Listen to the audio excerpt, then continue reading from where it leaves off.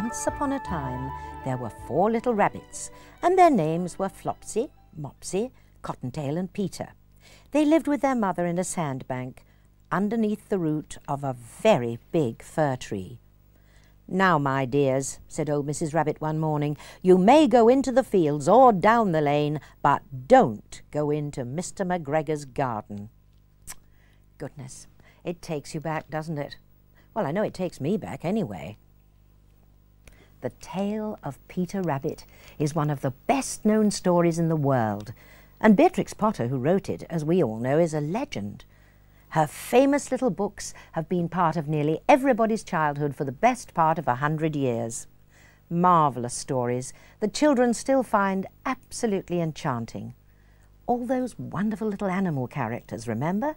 Jemima Puddle Duck, Mr. Jeremy Fisher, Mrs. Tiggy Winkle, Tom Kitten, Samuel Whiskers. And the exquisite pictures. Beatrix Potter drew all the illustrations as well, you know. Her own pictures for her own stories. Well, now something is happening that a lot of people thought would be impossible. The Beatrix Potter stories are being transferred to the television screen. They're being animated. This is one of the most expensive projects ever undertaken by the British film industry. More than 300 top artists have been brought together for 18 months to work on a 6-film production costing millions of pounds. It's intensive work, employing many skills, all of them requiring enormous patience, concentration and attention to detail. Were Beatrix Potter alive today, she would certainly be surprised. Many years ago, in the 1930s, she was approached to have her books animated, but she said no, because the animation style of the time was too bold and simple to capture the subtle delicacy of her watercolour pictures. But this is not so today. These artists are using the latest technology to bring Beatrix Potter to the screen. And it's real Beatrix Potter, wonderfully authentic and just as charming as the original. They're creating or recreating the magical world that Beatrix Potter conjured for children so very long ago. The wonderful world of Peter Rabbit and friends. The remarkable thing is that very few of Beatrix Potter's tales actually started off as books. Many were originally private letters written to entertain children of her friends and relatives. The letters usually told stories, and she would draw pictures to help the stories along. Eventually, the mother of one of these children suggested that the letters might be made into books. So Beatrix borrowed the letters back, copied them out into an exercise book, and the rest, as they say, is history. Her stories were published and soon made her very famous indeed. The Tale of Peter Rabbit was Beatrix's first book. As we all know, it became a bestseller all over the world, and it is a classic of children's literature. So when it was decided to animate Beatrix Potter's books, Peter Rabbit just had to be the first. The natural companion story was The Tale of Benjamin Bunny. The result is stunning and has been a huge international success. Mr. McGregor! Stop, thief!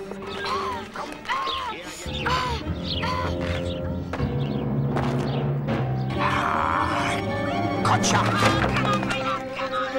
Hurry! Mr. McGregor's coming! I know that rabbit's here somewhere. Stop! Stop! Thief! Oh, please help me.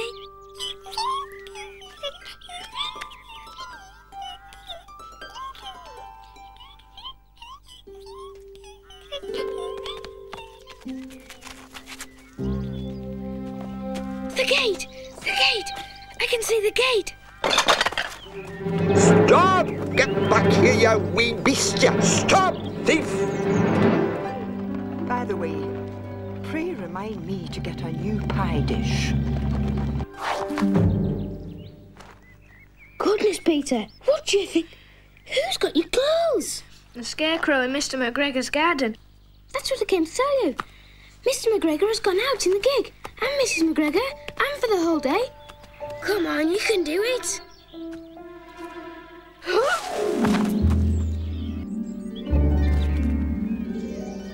What shall we do now? Quick, under here. Oh my goodness, she's coming.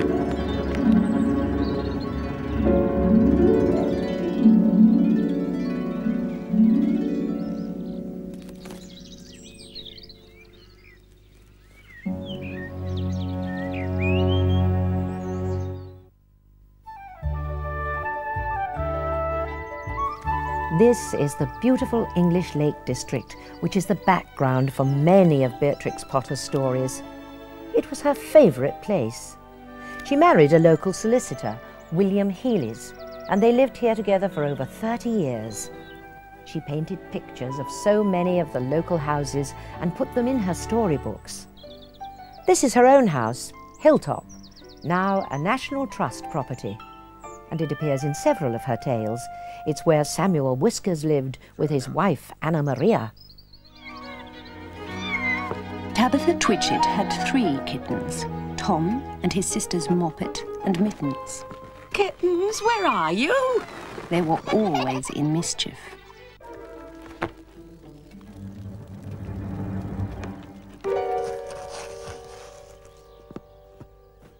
Now, Tom, I know you're in here.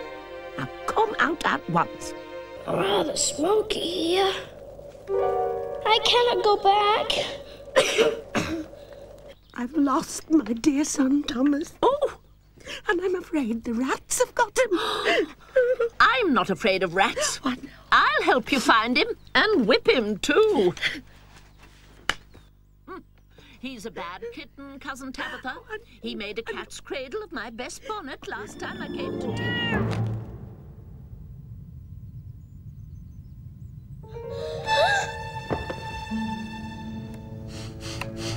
What do you mean by tumbling into my bed, all covered with smuts?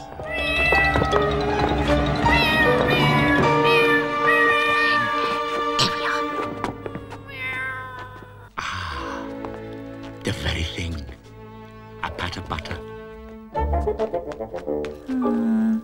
He is rather a large kitten for his age.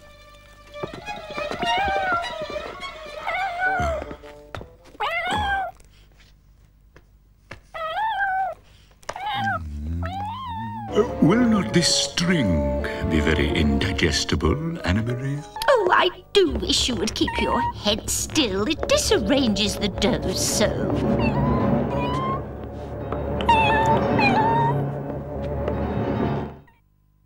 Each of the videos opens with live-action film that was specially shot in the Lake District by a feature film crew, showing Beatrix Potter just as she was when she began to write her books. The part of Beatrix is played by the actress Niamh Cusack, and here she is writing about 2 of her most famous characters, Tom Kitten and Jemima Puddle Duck.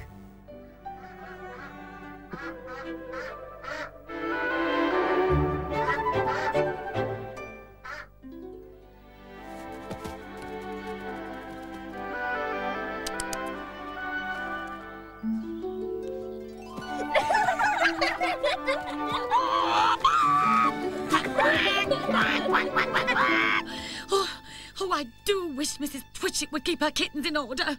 It's the last straw.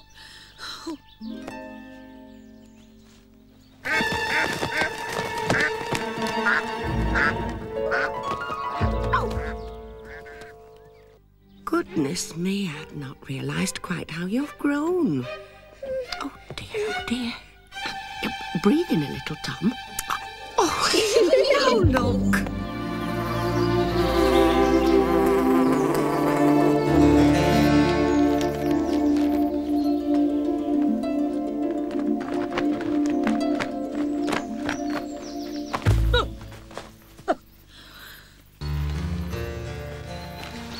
Madam, have you lost your way? No. Oh, no, on the contrary. Oh, quite the contrary. The most civil of you to inquire. No. This is my summer residence. You would not find my my winter house so convenient by half.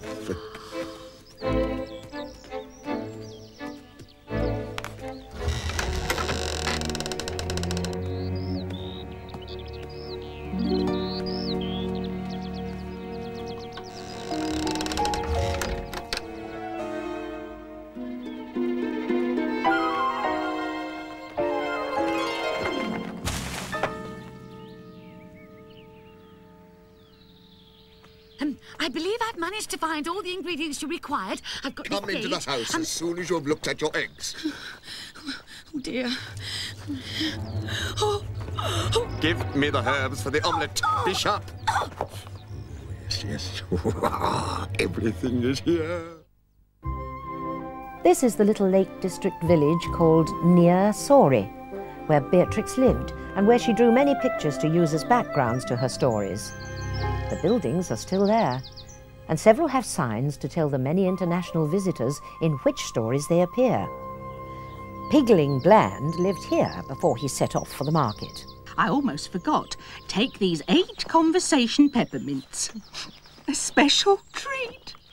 Do heed the moral sentiments on them, and you'll come to no harm. So uplifting. What's that, young sirs? Stole a pig? Where are your licences?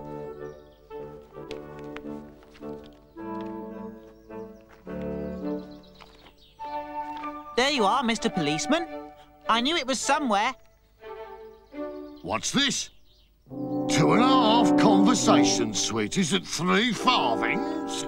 This ain't a licence. I had one. Indeed, I had, Mr. Policeman. It's not likely they'd let you start without. I'm passing the farm. You may walk with me. Can I come back too? I see no reason, young sir. Your papers are all right. But I don't want to go all on my own.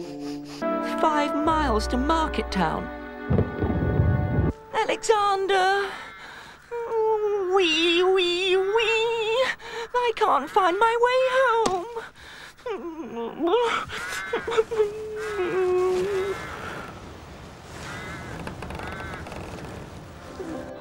I'm wet through and through.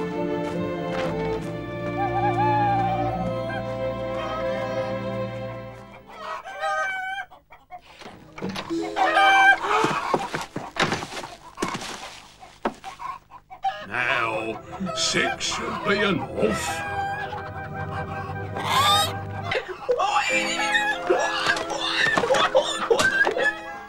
Get that down, you, and be quiet. Now it says here, but then... It's too late in the season for curing bacon.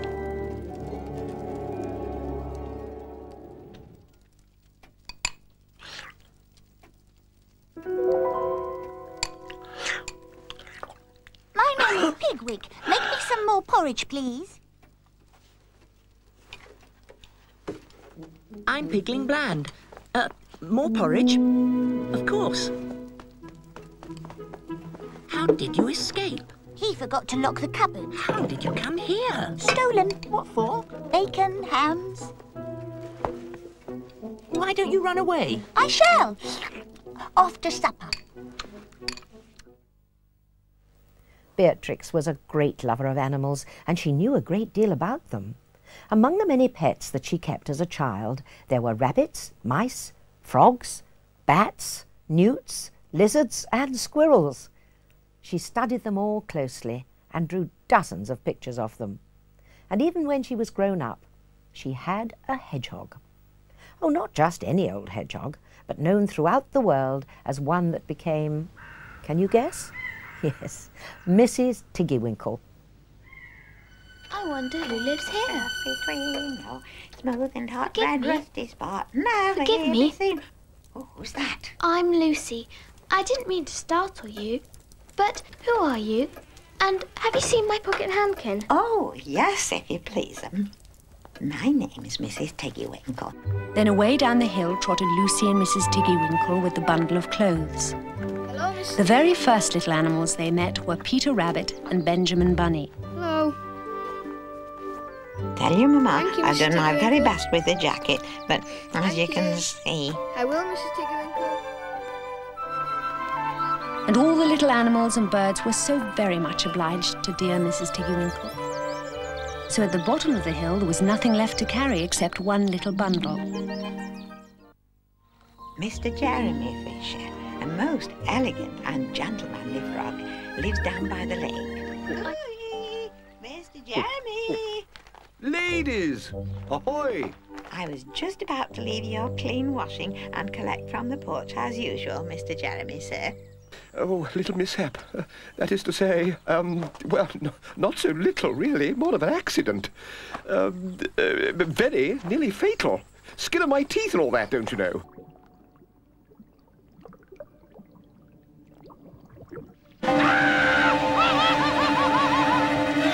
Oh, you beastly creature!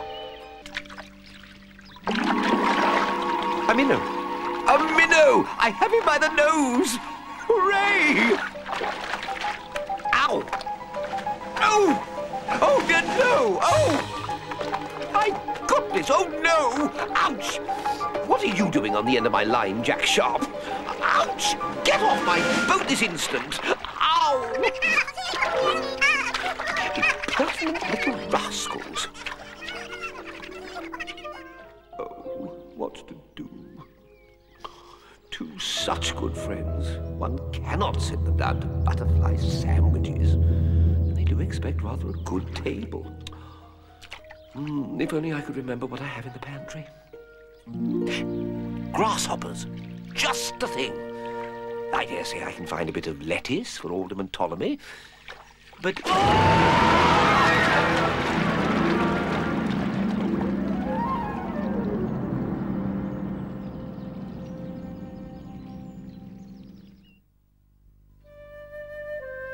Most of Beatrix Potter's tales were set in the Lake District, where she loved to walk with her favourite dog, Kip. But a few stories were not. The most famous of these takes place in the city of Gloucester. While staying there, she heard a fairy story. Could it have been true? The finest of wedding coats for the Mayor of Gloucester. And a cream-coloured satin waistcoat trimmed with gauze and green worsted chenille. Yes, all is ready for the morning. All ready and sufficient. Except for one item. And I am wanting one single skein of cherry-coloured twisted silk.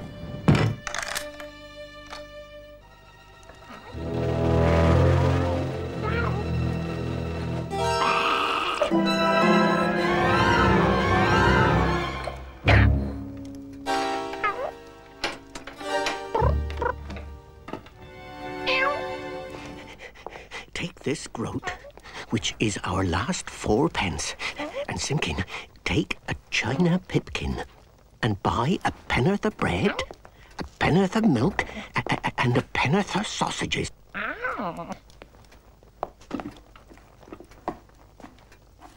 And, oh, Simpkin, with the last penny of our 4p, buy me 1 pen'orth of cherry-coloured silk.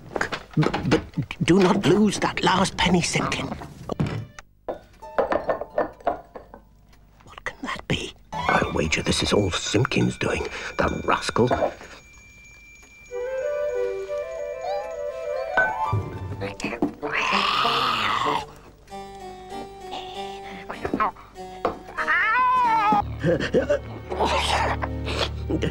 Where is my twist, Simpkin?